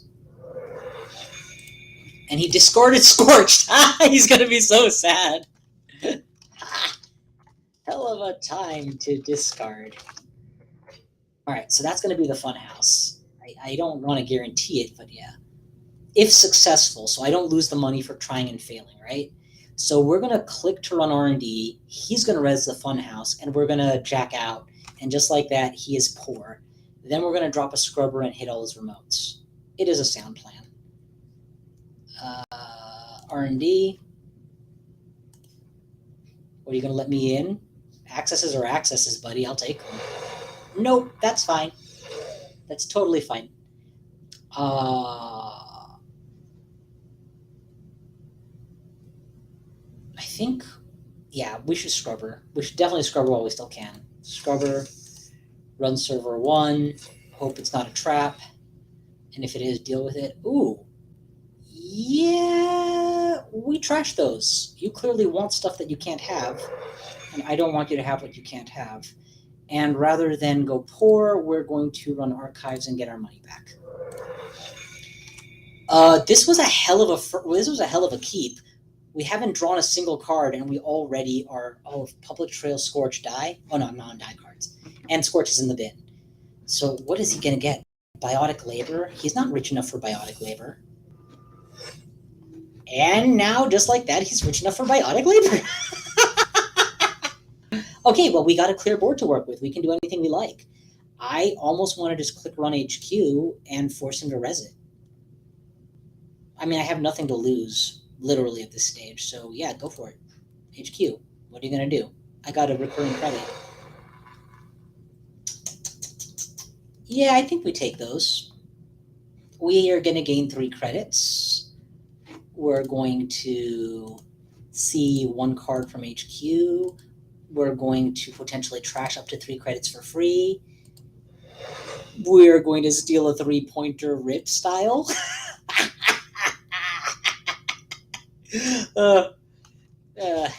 How very untimely. Oh. I need to stop cackling lest it look like I am a bad sport. I just get very hype and hyper when playing because it's a fun game.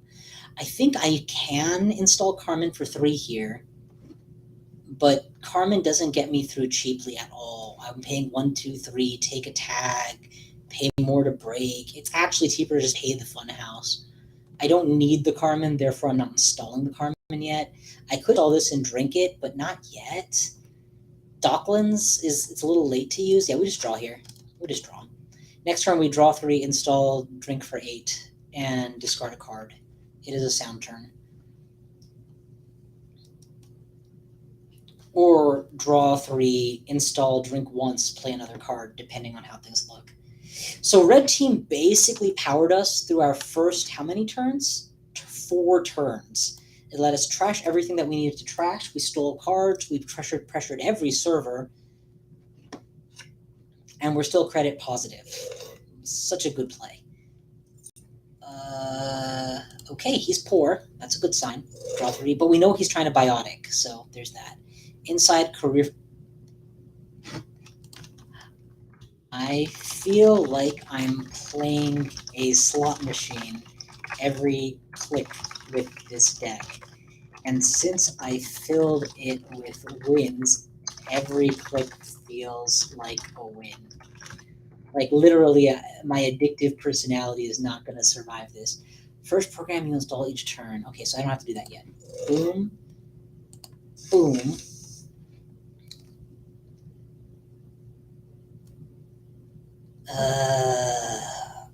I want to contest his sub-message, but not badly enough to play so suboptimally as to run archives for nothing. So we just take the money here.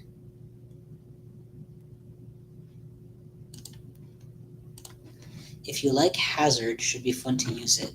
What's Hazard? I'm not sure what Hazard is. Oh yeah, if you liked it, I hazard it should be fun to use. Well, naturally, yes. Okay, he's going to get his free credit. I didn't run. I deserve this. This is my fault. We're equally far through our decks right now. No, it's a 40 card out. No, it's 45. So he's probably running a 49, 33, 39, 45, 46. Yeah, so 48 cards, 49 cards. He's running a 49 card deck. So he's actually dug much deeper than I have. In fairness, I spent all of my first turns running everywhere. Are you going to let me get paid? I will happily get paid if you let me. But that would strongly signal that he is on some kind of fast advance. And that's why he put a biotic in his hand so that he could fast advance it. Which means this is probably the turn. Yep. Which means this is probably the turns to Dockland's pass. How much money did he start the turn on? 7 credits? 8 credits? Yeah. At 8 credits, 9 credits, you're not going to fast advance down to 2. So maybe I'm about to waste a whole turn, but I'm very tempted to Dockland's pass, run, click through, lose my whole turn, see 2 cards. Yeah, I think that's what we have to do here. I mean, Lord knows he's gone through 15 cards to see 4 points. It's quite probable he's got something. And at least something I can trash. Okay, so he can reset his hand whenever he likes. There's a something. That's a something. Unfortunately, that timing was very bad for me. I'm going to lose 8 credits for nothing. Well, for 5 points. Mercifully, the Scorch is in the trash. I don't think I could realistically have seen this out, that I was going to end my turn with the tag. And losing my entire rig is not fun here. But I'm also on game point, and he's got a bad pup. So I guess Scrubber is less critical. And if he spent his whole last turn to get money, maybe he's not as eager this turn to fast advance. No, you know what he was going to do? If I didn't do exactly what I did then, he was going to fast advance out the tomorrow's headline. And if he fast advanced out the tomorrow's headline, oh, no, never mind. I still am okay then. Yeah, no. So it's whoa, okay. What? What the devil am I even seeing?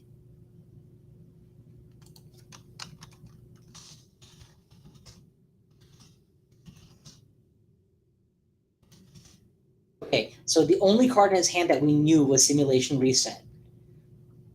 And the only card now that we know is nothing. Wow. Okay. Okay. That is absolutely how you terrify a player.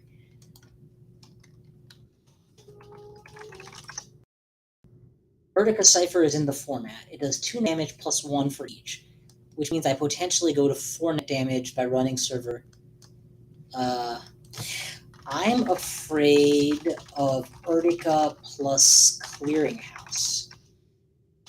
Clearinghouse. And you absolutely could have all of those. I have every card of yours that I've accessed, I've seen, except, of course, the...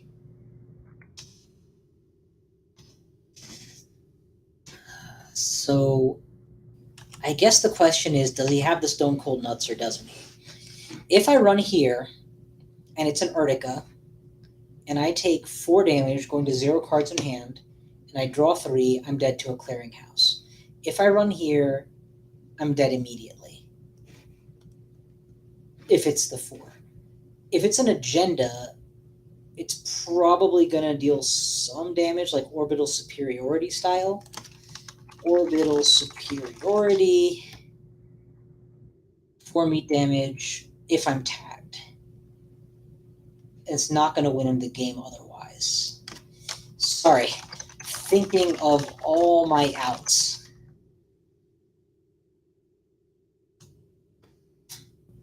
I think it is highly probable that he had no choice but to do this desperate move. He bioticed to get this up to 4. Why the devil do you biotic to get it up to 4? You only do that if being anything less than 4 isn't enough. Clearinghouse, you may trash this to do that many meat damage. So really,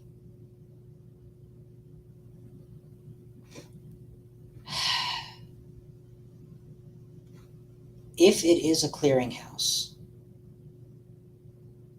he advances it further next turn. Do I just ignore all of them? Let him have one agenda and be happy? I don't think he got the Stone Cold Nuts this turn. Therefore, I have to play like he didn't. I think we run here, access, take 4 damage, draw, remove a tag. I think that's reasonable. And then we only die to something that deals... Oh, wait. Does Mitosis have to do cards that are advanceable? No. So it could very well be that thing that you discard and then it deals damage as well. So there's way more reasons why Server 5 is bad than Server 4. Server 4 and Clearinghouse could be it. We'll go for Server 5. And we'll see what happens. It's probably the Reaper program or the Urtica. Okay. Outs I did not even consider, but outs nonetheless. Well, now we definitely remove the tag. And now we can slow down and breathe a little. We're not going to die in one click. Let's let him have this, whatever it is. He can have a 5/3. There's not a lot that would kill me here. Armed Intimidation might be the scariest. Orbital Superiority is nasty, but I'm not tagged. If it was advance, score, orbital, that would have been devastating.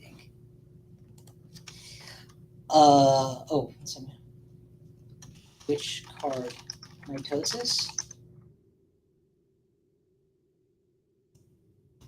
Ouch. I knew it! I knew it! Sort of. Wait till you hear my ridiculous analysis of my outs that turn. Okay. Well, we lived, and if we lived, that means we didn't die. We didn't have to give away 2 points. We could have won the game, but if we had run into an Urtica, that would have been really bad. I don't know what that means.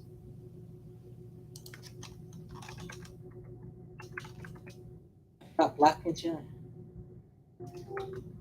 Oh.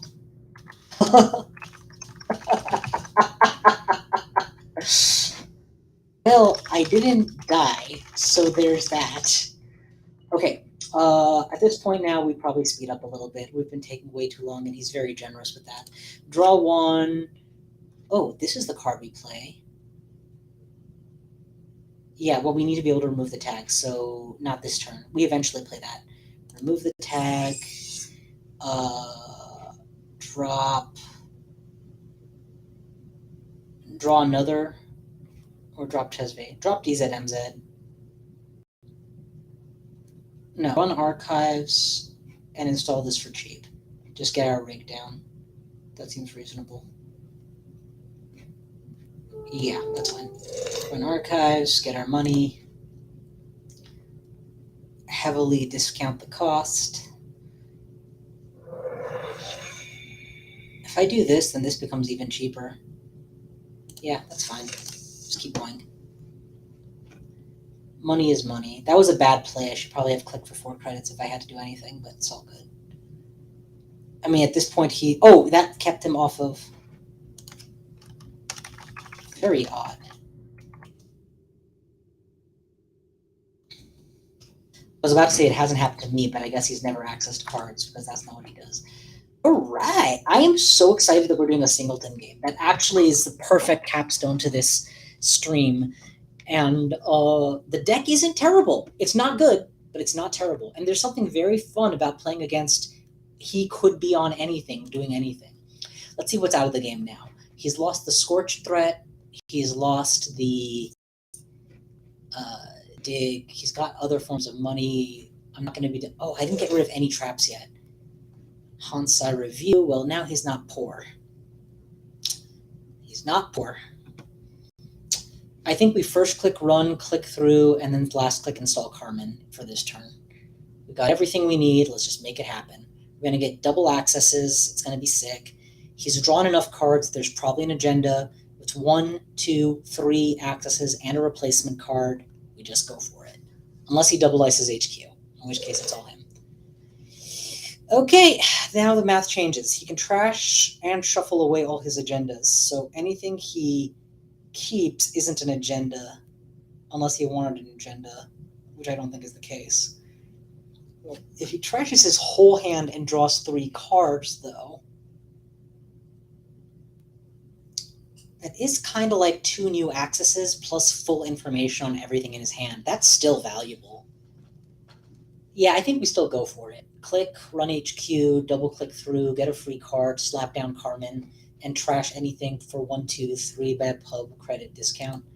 That's a steal. We just go for it. HQ, please. It'd be nice for him if he had found more ice. Like, I feel a little bit guilty with this game that I have no breakers, you have no ice. Let's have fun. Doop doop. Continue. That Eli has cost me 6 clicks this game. Snare hurts. But this isn't the best hand though. Okay, well we just win. It was the right attitude. And then we got the Carmen. GG. It's amazing what you can accomplish against a corp that has no ice.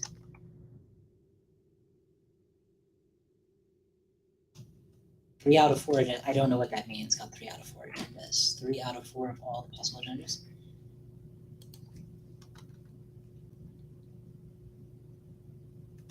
Ah. And it came back. After you simulation, I was considering not doing the jailbreak turn, but in the end, I figured even just knowing all 3 cards in hand was very valuable.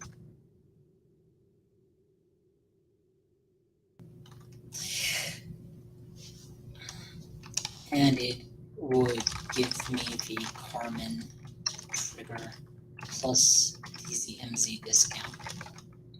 Okay,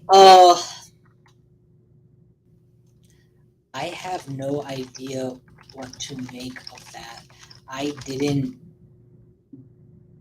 do anything on my end or have similar black screen. Very strange. Hopefully. No. Next time I have to call. GG, thank you for the game and being a great sport. That mitosis fork was invigorating. Okay, back to streaming talking. So, 2 thoughts. Firstly, Singleton format. Yeah, I know everyone said it, but I'm going to add my voice to the chorus. It's obviously runner favored. Like, unreasonably runner favored, in my humble opinion. The idea that as the runner, you can kind of wing it and get what comes and discard 5 bad cards in your hand. As the corp, you have to include 8 vulnerabilities or 10 vulnerabilities or whatever, namely all of your agendas. And while in standard format, there's enough where you still have a lot of creativity and wiggle room and self-defending agendas. I mean, we don't need to guess this. Actually, take a peek over at the card pool and look at the startup agendas. How do we look for type? Agendas, and quickly see that they are vulnerability. Oh, this is good. Huge liability, decent.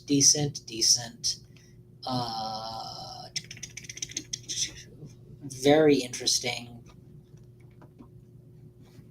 You know, I'm starting to think twice about what I said. There's a lot of 3-1, 3-2, 2-1s in the format, actually. You could probably make an entire deck out of 3-2, 2-1 options and focus on never advance, fast advance shenanigans.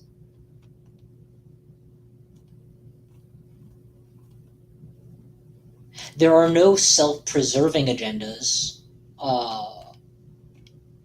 but that's about it. And you also have the advantage that your ice suite is entirely unknown to the opponent. Because there's just eyeballing it, there's at least 30 to 40 different ice. Is Hafrun in this format, or is Hafrun Hafrun's in the format. So you could probably run Ob, Hafrun, stuff. No, you can't run Ob. You can't get an ID ability. That's painful. But you can Hafrun Stavka, which means no, you can't Hafrun Stavka. You can resist a trash from hand, have a 7 strength breaker, and you could. Yeah, so only Ob gets to do the Hafrun Stavka shenanigans. You can't do that at all here. But you can Stavka by itself, Hafrun by itself. If you Hafrun, that could help you with your never advance shenanigans. But thinking of building around a combo is the wrong way to think. You kind of have to build around just anything works. Are there enough campaigns in this format to make you asset money? I mean, maybe? I don't know. I'm so sorry, my dude. We're actually just about done for today. We built we built a neutral deck with Nova, and we ran it twice, and it didn't lose. I'm not going to say it won. It definitely didn't win, but it didn't lose. I don't know how it didn't lose. Well, the second time it didn't lose because we played against somebody else who was playing a Singleton deck. So thank you, Staniak, for the game. Staniak? You're going to have to tell me how to pronounce that, bro. Okay, Looking back over the list, what did not matter, what did matter, what worked, what didn't work.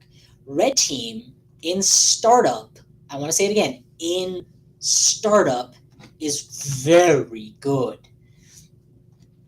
I would love to, but my time is. I mean, I've been streaming for just about 2 hours, and I'm about to hit the wall where I run out of time. I don't think I have the time for another game as much as I would love to. That being said, what I've noticed I tend to do is on stream I might have a big bash of, okay, we're making a deck, it's going to be fun, thank you all for coming out, and it's such a blast. And then afterwards I'm like, I still want to play this deck, and then I'll record more games and drop more games and more games. So if you only know me through Twitch, definitely sub to me on YouTube as well. I don't have a tool that lets me stream to Twitch from a video yet, but I do have the ability to record videos and put them on YouTube, obviously. And so you'll end up seeing like more games. Actually, you know what? While I'm here, I may as well show that off. So let's do that. So what I'm doing with my Android Netrunner content specifically, oh wow, I'm live and there are people watching. That's so cool. Apart from keeping the general video feed, and you can see the past streams, and you'll notice that the pattern plays out. It's like criminal build again, right? Or criminal tunnel vision. And then if you look at uploaded recordings in between, sometimes, I guess it was in this case, there would be like recordings of the game. Building Ahab here, right? And then after the fact, when I play that deck, I would put it up on the list. Also, I'm making a single Android Netrunner playlist, at least as of now, where my channel isn't... I don't have enough ANR content that I feel the need to subdivide it. All my ANR videos and streams are getting put on the same list. So I might link out to one or the other, but you can always poke around here to see what else I've done. This sports core deck, as in sports Android Netrunner Let's Build Sports Core Fast Advance, and then I've run it 1, 2, 3, 4 different times, and some of those are multi-games. So it's really easy to like watch more of me play the games I played with the games I played. English is a hard language. So yeah, definitely catch up on any content you miss. Feel free to sub and like and whatnot so you get notified, blah, blah, blah. Okay, bouncing back. So what did we not have in that last game that we wish we had? What could have been helpful? Endurance would 1000% have been installed. We would have run into HQ for free instead of for 3 clicks. We would have run R&D, potentially. We would have used it to enhance a lock. I would have installed an Endurance. Panweave to drain the corpse credits would have been quite punishing given our system. We would have triggered it 3 times on our click through to HQ, and each of those times he would have gotten poorer, we would have gotten richer, we would have paid for ourselves worth. Prepaid voice pad would not have triggered last game, I don't think. I think we drew into a sure gamble at some point. I know we dieseled. I know we dirty laundried. More than that, I don't think we got triggers. So we would have been credit neutral if we had started the game with it. I don't think we cut it. It's just it wasn't critical to winning. Wake would have been very welcome. It would have given us our first real shot at a 3 or 4 access off R&D. Sneak Door would have been very welcome. I would have install for 3 off DZMZ, run HQ whenever I liked. And thanks to the Dockland Pass Scene 2, I would have basically swept HQ with it. Good card to have. With K2CP, I would not have installed. I would have waited longer and then eventually installed. But I would have eventually installed. I would have held it in hand for later. Chesve we had and didn't use because we didn't have breakers set up. But if I had found Corroder, it would have reduced the cost of HQ entry from 4 to 2 credits by itself. And if I could later find a K2CP turbine or a leech, that cost would have gone down to 0 to 1 credit. 0 credits, actually, given the bad pub.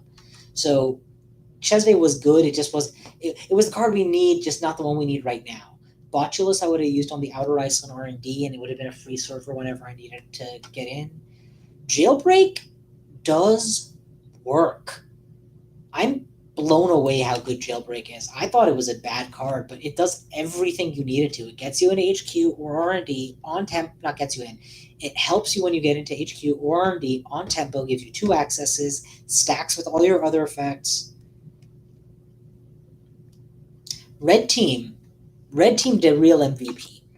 we had red team lib accounts in our opening hand. I considered mulliganing it because both of these are very slow cards. You go to 0 and then you spend multiple clicks dragging yourself up from 0 to something, but it played perfectly.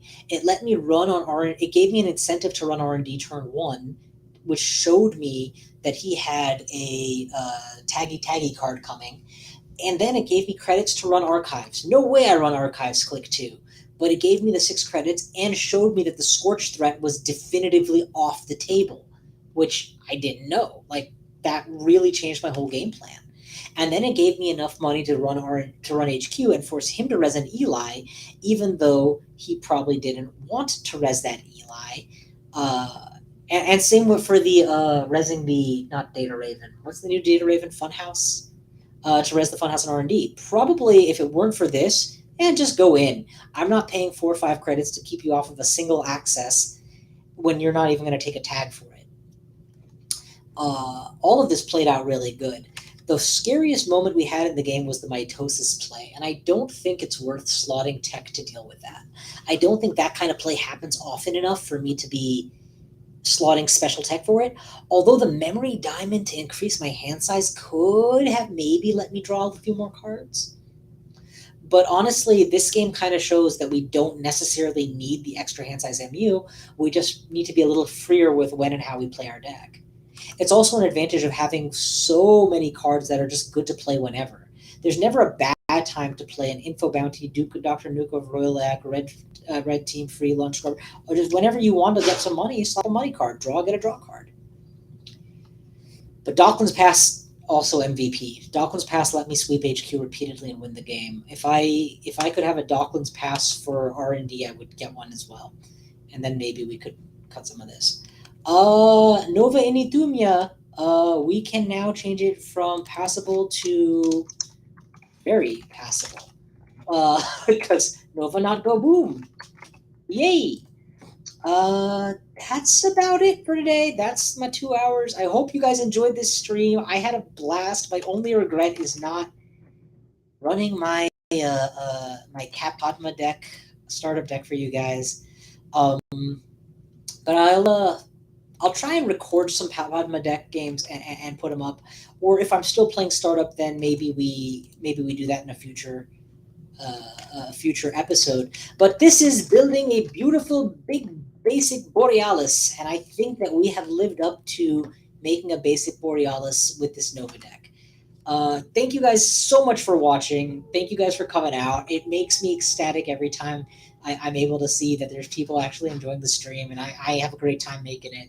If there's something you all specifically want to see me do on stream, let me know, and I can say, no, I don't know how, or yeah, that sounds great, or anything in between. And I think that's it. Yeah, that's it for today. Denizens of the Grid, thank you so much. Always be running. Have a great time, and I will see you guys next time. P.S. Like and subscribe. Bye.